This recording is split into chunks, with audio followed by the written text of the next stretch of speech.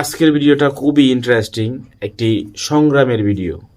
পরিবারের সবাই কিন্তু একরকম শক্তিশালী হয় না। যারা পরিবারে একটু দুর্বল হয় তাদের যে কতটা লাঞ্ছনা বয়ে দিতে হয়, কতটা কষ্ট বয়ে দিতে হয়, এই ভিডিওতে তার বাস্তব উদাহরণ।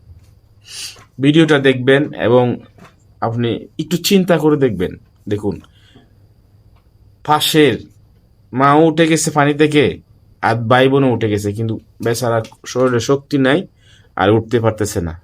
এর ফলে সে কতটা কষ্ট পাচ্ছে দেখুন। অনেক চেষ্টা করতেছে। ভিডিও শেষ পর্যন্ত যদি দেখুন তাহলে আপনি বুঝতে পারবেন যে আসলে পরিবারে যদি কেউ দুর্বল হয়, পরিবারে যদি কেউ একটুখানি দুর্বল হয়, তাহলে তার কতটা কষ্ট ভোগ করতে হয় দেখুন। মা এবং ভাই বোন ওরা কিন্তু আরামায়েশে আছে। মা ও ভাই যারা আরামায়েশে আছে তাদের সাথে আছে, যে কষ্ট করে মানে শরীরের শক্তির কারণে সে এই বাধা অতিক্রম করতে পারতেছে না, তার দিকে কিন্তু ফিরেও তাকাচ্ছে না। হাই রে দুনিয়া! এই বাস্তব উদাহরণ বললাম না আপনাদের, প্রত্যেকটা পরিবারে এরকম, যেই সন্তান স্বাবলম্বী এবং শক্তিশালী, সব দিক দিয়ে তারা এস্টাবলিশ, তাদের সাথে বাপ মা থাকতে চায়। গরিব অসহায় যেই সদস্য থাকে তার কোনো দাম নাই। দেখুন, এই হাঁসটি কতটা চেষ্টা করতেছে তার এই বাধা অতিক্রম করার জন্য। আমার দেখে চোখে পানি চলে আসলো। মানুষের জীবনও ঠিক এরকম। আমাদের কাছে মনে হইতে পারে যে সে কিন্তু অল্প একটু দূরে আছে, মানে তার এর সাথে ফ্যামিলির সাথে মিলিত হওয়ার জন্য অল্প একটু দূরে, কিন্তু যে পারে না তার কাছে তো একটুটাই অনেক কিছু। আজকে আমি একটা উদাহরণ আপনাদেরকে দেই। যদি একটা বিল্ডিং এর দাম 5,000 টাকাও যদি হয়, আপনার কাছে যদি 5,000 টাকা না থাকে, তাহলে এটা অনেক টাকা।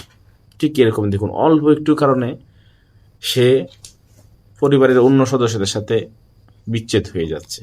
এই স্রোত তাকে কিছুতেই কিন্তু টিকিয়ে দিচ্ছে না।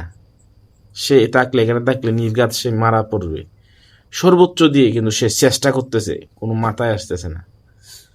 তো এই পরিবারের যদি কোনো এরকম দুর্বল ব্যক্তি থাকে, তাহলে তার এই কষ্টই ভোগ করতে হয়। যারা স্বাবলম্বী তাদের সাথে বাপ মা চলে যায় আরামে এসে থাকার জন্য, আর যারা একটু দুর্বল তারা জীবনভর কষ্ট করে যায়, কোনো হদিস পায় না। দেখুন, সে আবার আসছে চেষ্টা করার জন্য, এবার যেন সফল হয়। ওফ, হলো না।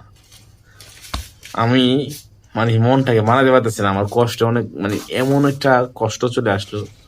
দেখি শেষবারের মতো, আল্লাহ তাকে তুলে দাও।